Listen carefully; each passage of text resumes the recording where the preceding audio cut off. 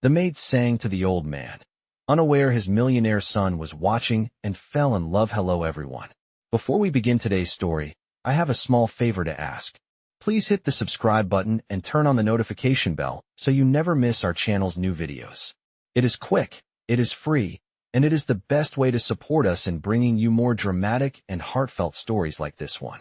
Your support truly means the world to us.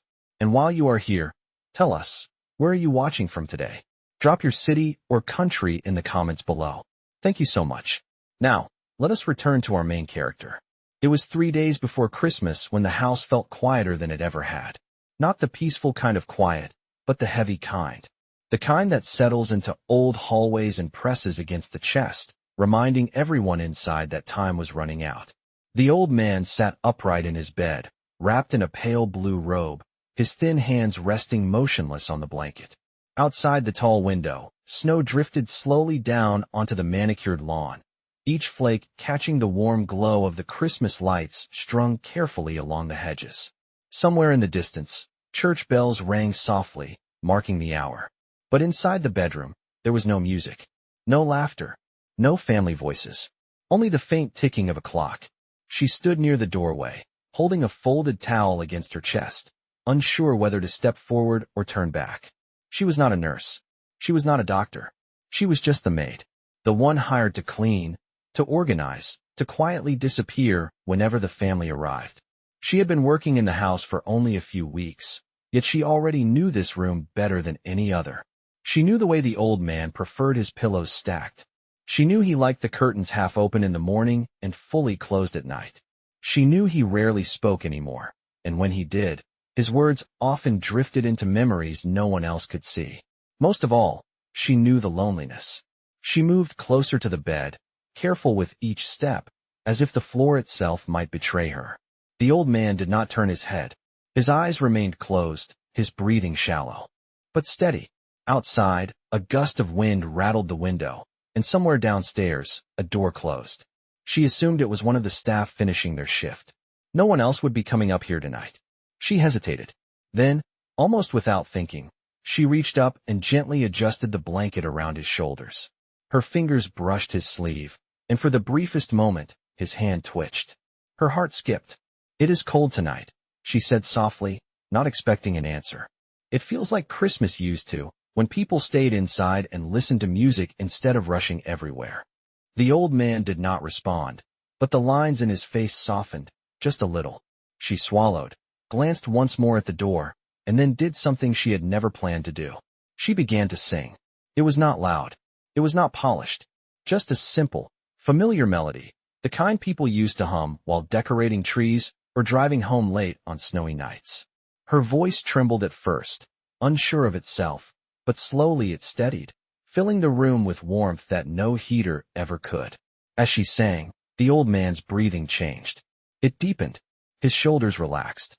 And then, something remarkable happened. He smiled. It was small, barely there, but it was real. She did not see it. She had closed her eyes, letting the song carry her, thinking only of the way music made even the hardest days feel lighter. She did not hear the soft sound of footsteps stopping just outside the doorway, because standing there, frozen in place, was a man who had not planned on staying. He had come to check on his father, just for a moment, just long enough to make sure everything was handled. That was what he always told himself. But now he could not move. He watched the maid standing beside the bed.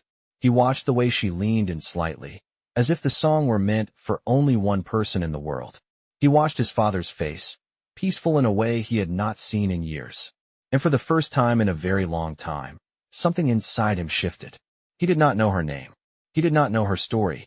All he knew was that in a house filled with wealth, silence, and unspoken regrets, this young woman had brought something back that money never could, and he was falling in love with her, without even realizing it. The next morning, the house smelled faintly of pine and old wood polish. Christmas decorations lined the staircase, elegant and expensive, but untouched. No stockings were hung. No music played. It was a holiday season in name only.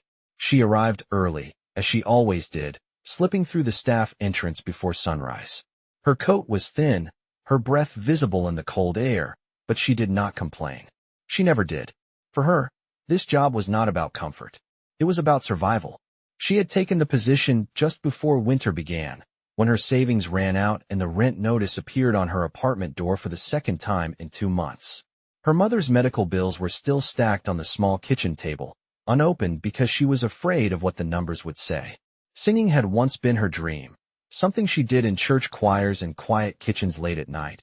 But dreams did not pay heating bills. Cleaning houses did, especially houses like this one. The family who owned it was powerful, wealthy, and distant. They paid well, expected silence, and preferred their staff invisible. That suited her fine. She had learned early in life how to make herself small when necessary. Upstairs, the old man was already awake. She found him staring out the window, snow collecting on the ledge like a fragile promise. He did not turn when she entered. He rarely did. But when she adjusted the curtains, he spoke, his voice thin and uncertain. "Is it Christmas yet?" She paused, then smiled gently. "Almost. Just a few more days." He nodded, as if holding on to that idea mattered. "My wife used to wake up early on Christmas morning," he said. She said the light felt different. She did not ask questions. She had learned that memories came and went like weather, and pushing only made them retreat faster. Instead, she poured warm water into a basin, folded a towel, and began her routine. Small things, careful movements, human presence without pressure. As she worked, she noticed something she had not seen before. A framed photograph on the bedside table. An older man and a younger one, standing stiffly side by side in front of a grand building. The son's arm rested on his father's shoulder, but neither of them smiled. It looked more like an obligation than affection. She wondered what had happened between them. She wondered how a house this full could feel so empty. Down the hall, the son stood outside his father's door longer than usual. He told himself he was just checking on the staff schedule for the holidays. He told himself he was busy and tired and had no time to linger. But his eyes kept drifting back to the crack beneath the door, where a thin line of warm light spilled into the hallway. He had not heard singing this morning, and somehow, that absence felt louder than anything else. Later that afternoon, as the house prepared for a quiet New Year's Eve that no one seemed eager to celebrate, she was called into the study. She froze when she saw him standing by the window, phone in hand, jacket perfectly tailored. He looked exactly like the kind of man who made decisions that affected thousands of people without losing sleep over it. "You are the maid assigned upstairs," he said, not unkindly, but formally. "Yes, sir," she replied, lowering her gaze. For a moment, neither of them spoke. The fireplace crackled behind him. Outside, snow continued to fall. "My father slept better last night," he said finally. The staff mentioned it. She hesitated, unsure if she was in trouble. "I only followed my routine." He studied her, as if trying to see something beneath the surface. "What is your routine?" She swallowed. Honesty felt dangerous here. "I talk to him. Sometimes. And sometimes. I sing." The word hung between them. He nodded slowly. "He likes music." "Yes," she said softly. "He does." There was a pause. Then he said something she did not expect. "Continue." She looked up, surprised. He was not smiling, but his voice had softened. "As long as it helps him," he added. She nodded, relief and confusion mixing in her chest. "Thank you, sir." As she turned to leave, he watched her go, realizing something unsettling. For the first time in years, the holidays did not feel like a burden he needed to escape. They felt like something waiting to be understood. And somewhere upstairs, an old man sat by the window, humming a melody he could not quite remember, as the house slowly began to change. By the time New Year's Eve arrived, the house had settled into a strange rhythm. Not celebration, not grief, something in between. The maid began to notice it first in the mornings. The old man no longer slept through the daylight hours. When she entered his room, he was often awake, his eyes following the slow movement of snow outside the window, his fingers tapping faintly against the blanket as if searching for a forgotten beat. She adjusted his pillows, brought him warm tea, and spoke to him as though he could answer at any moment. Not loudly, not urgently, just enough to remind him that someone was there. And every afternoon, when the light shifted and the house grew quiet again, she sang. Always the same time. Always the same chair beside his bed. It became a routine so natural that neither of them questioned it anymore. Her voice no longer shook the way it had that first night. It settled into the room, familiar and steady, like a presence that belonged. Sometimes the old man closed his eyes. Sometimes he whispered a word or two, half-formed, drifting in and out of memory. Once, he reached out and lightly touched her sleeve, his fingers warm, grounding. "You sound like home," he murmured. She felt her throat tighten, but she kept singing. She did not know when the son began watching regularly. At first, he told himself it was coincidence. He passed by the hallway and heard her voice. He paused. He listened. Then he left. But as the days went on, he found himself timing his schedule around those quiet afternoons. Standing just out of sight, never interrupting. He noticed details he had never paid attention to before. The way she lowered her voice when his father looked tired. The way she stopped immediately if the old man showed even the slightest discomfort. The way she spoke to him with dignity, never pity. This was not part of her job description. And yet, it was the most important thing happening in the house. On the evening of New Year's Eve, the old man surprised everyone. When the maid arrived with his dinner tray, he looked at her with an unfamiliar clarity. "Will you sing tonight too?" he asked. She smiled. "Of course." Later, as midnight approached downstairs with quiet glasses of champagne and polite conversations, she sat beside him and sang a softer song. One about beginnings. About endings that were not really endings at all. When she finished, the old man's eyes opened slowly. "I remember my son as a boy," he said. "He used to hate loud fireworks. He would hide behind me and pretend he was not scared." She laughed softly. "He sounds very human." "He forgot that," the old man whispered. "I think we both did." Outside the door, the son closed his eyes. He had not heard his father speak that clearly in years. As midnight passed, no cheers echoed through the house. No countdowns. No clinking glasses upstairs. Just a quiet room, a fading voice, and a young woman who stayed long after her shift ended because it felt wrong to leave. When she finally stepped into the hallway, the son was there. She stopped short, startled. "I did not mean to frighten you," he said quickly. "I just wanted to say thank you." She nodded, unsure what to say. Gratitude from men like him usually came with conditions. Expectations. He did not offer any. "You gave him something back," he continued. "Something I did not know how to." She shook her head. "I did not do anything special." He almost smiled. Almost. As she walked away, he remained standing there, realizing that something had shifted beyond his control. This was no longer about his father's condition. It was about a woman whose quiet kindness was slowly undoing everything he thought he understood about strength, success, and love. And deep inside the old man's room, as snow continued to fall, a life that had been fading found a reason to stay present just a little longer. The change did not happen all at once. It never does. It came quietly, in ways that could easily be dismissed if no one was paying attention. The maid noticed it first. One morning, as she adjusted the old man's pillow, his eyes followed her movement instead of staring past her. When she spoke his name, he responded without hesitation. Not with a full sentence, but with a sound. A recognition. Later that afternoon, when she began to sing, his fingers moved again. This time, not by accident. They tapped gently against the blanket, trying to find the rhythm. Her heart pounded, but she did not stop. She had learned that healing was fragile. Too much excitement could make it retreat just as quickly as it appeared. So she kept her voice steady. She kept her hands calm. She stayed exactly who she had been every day before. Still, the changes continued. He began asking questions. Simple ones at first. "What day is it? Is it cold outside? Did it snow again?" She answered patiently, showing him the window, describing the lights on the trees, the way the neighborhood looked this time of year. She spoke as though these details mattered. Because to him, they did. Downstairs, the son received reports from the medical staff with growing disbelief. His father's vital signs were improving. His agitation had decreased. His sleep was deeper, more natural. "This does not align with the progression we expected," one of the doctors admitted during a quiet conversation. "Something else is contributing." The son already knew what that something was. He found himself lingering near the doorway more often, no longer pretending it was coincidence. Sometimes he stood there openly, watching the maid sit beside his father, her posture relaxed, her attention entirely focused on the man in the bed. She never noticed him. She never changed her behavior when anyone else entered the room. That was what unsettled him the most. She was not performing kindness. She was living it. One evening, As the sun dipped below the horizon and the Christmas lights outside flickered on automatically, the old man surprised them both. He reached for her hand. It was slow, weak, but deliberate. She froze, afraid she might hurt him if she pulled away too quickly. His grip tightened slightly, grounding, real.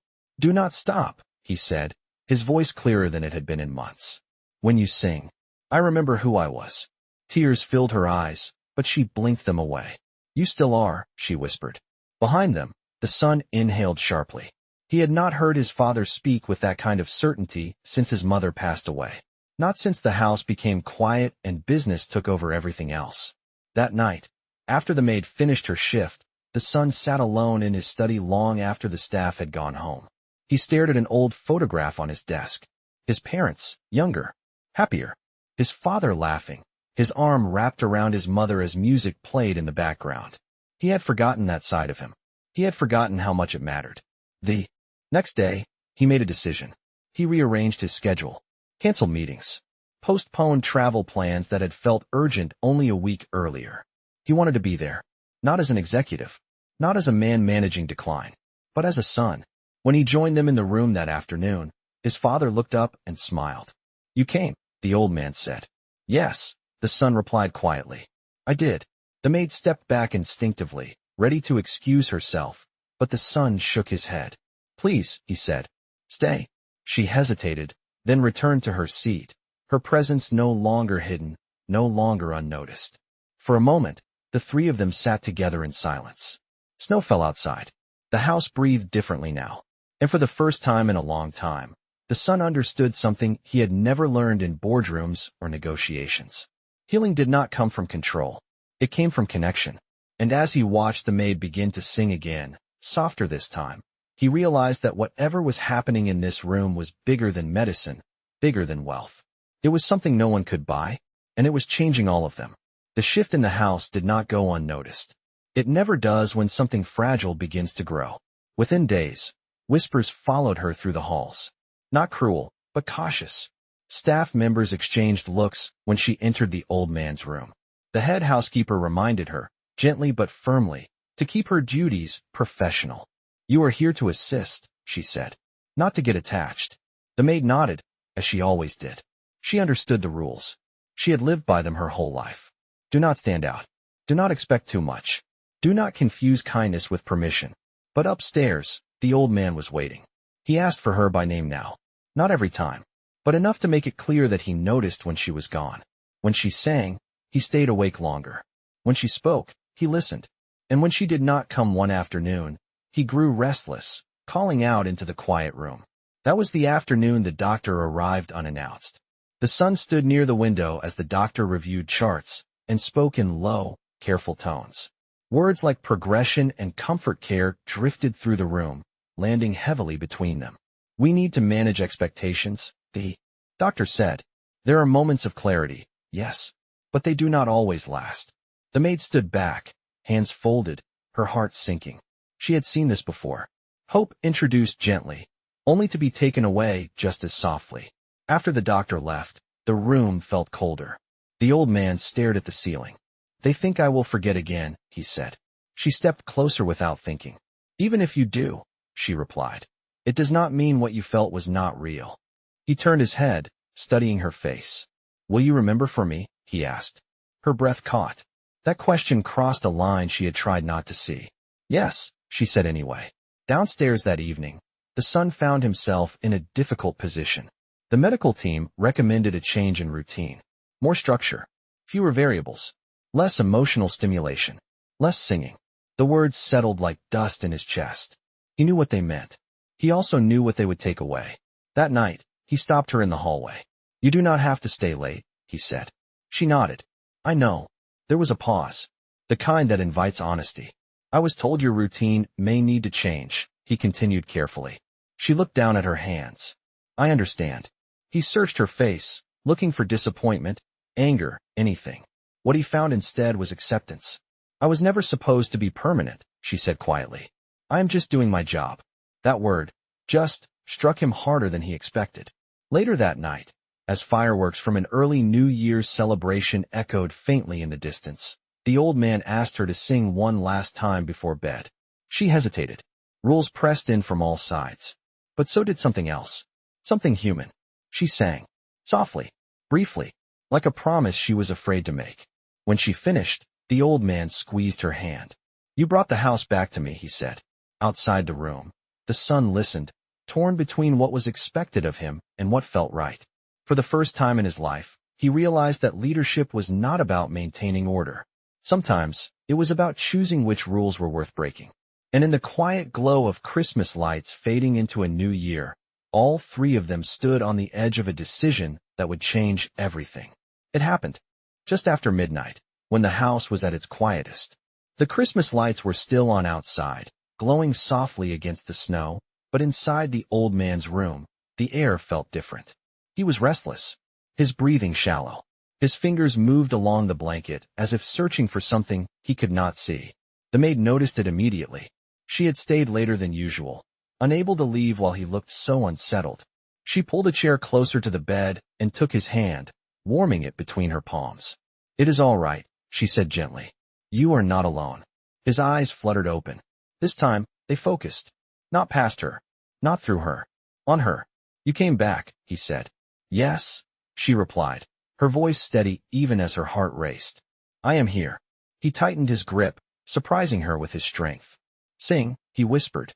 Before I forget again. She did not hesitate. She began the song he seemed to love most. The one he always responded to.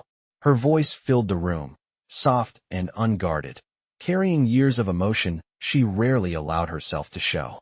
It was not just a melody anymore. It was a lifeline. Halfway through, something extraordinary happened. The old man sat up. Not abruptly. Not dangerously. Slowly, as if his body remembered how. His eyes widened, awareness flooding back in waves. He looked around the room, at the lights, the window, the familiar furniture. Then he looked at her. I know where I am, he said clearly. This is my house. She froze, tears spilling freely now. Yes, she said, barely able to speak. It is. Footsteps rushed down the hall. The son burst into the room, followed closely by a doctor and a nurse who had been alerted by the sudden change in the monitor readings. They stopped short, stunned by what they saw. The old man was sitting upright. Awake. Alert. I would like some water, he said calmly. And then, I would like my son to sit down. The doctor stared at the screen, then at the patient, disbelief written across his face. This level of clarity is highly unexpected, he said under his breath. But the old man was no longer listening. He reached out to his son. You look tired, he said. You always did too much. The son dropped to his knees beside the bed, unable to hide his emotion. I am here, he said, his voice breaking. I am here now. The maid stepped back instinctively, ready to disappear as she always did when the family took center stage. But the old man turned to her, his gaze sharp and present. Do not send her away, he said firmly. She brought me back. The room fell silent. The doctor cleared his throat. We need to monitor him closely, he said, regaining his composure. But this is remarkable. As the medical staff worked, the son looked at the maid with new eyes. Not as an employee, not as background, but as the woman who had done what medicine alone could not. Later, when the room finally settled and the old man drifted into a peaceful sleep, the son followed her into the hallway. I owe you more than I can explain, he said. She shook her head, exhausted and overwhelmed. I did not do this for anything in return. I know, he replied softly. That is why it matters. They stood there, the weight of the moment pressing gently between them. Inside the room, an old man slept, held together by memory, music, and human connection. And for the first time since the house had gone quiet, hope no longer felt fragile. It felt real. The morning after everything changed, the house felt different again. Not fragile this time. Alert. Doctors moved in and out of the old man's room, speaking in careful but excited tones. His responses were consistent. His awareness held. He remembered names, dates, faces. He even asked for breakfast instead of a liquid meal. Word spread quickly. Too quickly. By noon, the quiet balance the maid had helped create began to shift under the weight of attention. Administrators arrived. Specialists requested evaluations. Conversations happened in hallways instead of closed rooms. And with every new voice, she felt herself shrinking back into the role she knew best. Invisible. She stayed close to the wall as the son spoke with doctors, nodding, asking questions, absorbing responsibility the way he always had. This was his world. Systems. Decisions. Authority. She belonged somewhere else. When she entered the old man's room later that afternoon, he was awake and unusually serious. "You look worried," he said. She smiled gently. "I am not." He studied her face longer than usual. "You lie kindly," he replied. She laughed softly, surprised by his clarity. "I just do not want to get in the way." He frowned. "You are not in the way. You are the reason." Those words settled heavy in her chest. That evening, she was called into the study again. This time, the room felt colder. The son stood behind the desk, papers spread out before him. He did not look up right away. "Things are moving quickly," he said. "The doctors are optimistic, but there are concerns." She nodded. "There always are." He looked at her then, and she saw something new in his expression. "Conflict. My family believes your involvement should end soon," he said carefully. "They think it will be easier for my father to transition back to structured care without emotional dependency." She took a slow breath. She had been expecting this. "I understand," she said. "I never meant to overstep." "That is just it," he replied quietly. "You did not overstep. You did what no one else did." She hesitated. "Then why does it feel like I am being asked to leave?" Because he did not have a good answer. Later that night, she packed her bag slower than usual, folded her scarf, smoothed the edges of her worn notebook. She paused at the doorway of the old man's room, unsure if she should say goodbye. Before she could decide, he spoke. "You are leaving," he said. She froze. "Just for tonight," she replied. He shook his head. "No, this kind of goodbye has weight." She sat beside him, unable to deny it. "I did not plan to stay forever." He reached for her hand. His grip was steady now. "Certain. Neither did I," he said. "But some things arrive and change the shape of your life. You do not send them away because they were not on the schedule." Tears slipped down her face before she could stop them. Outside the room, the son listened. For the first time, he saw the situation clearly. This was not about dependency. It was about dignity.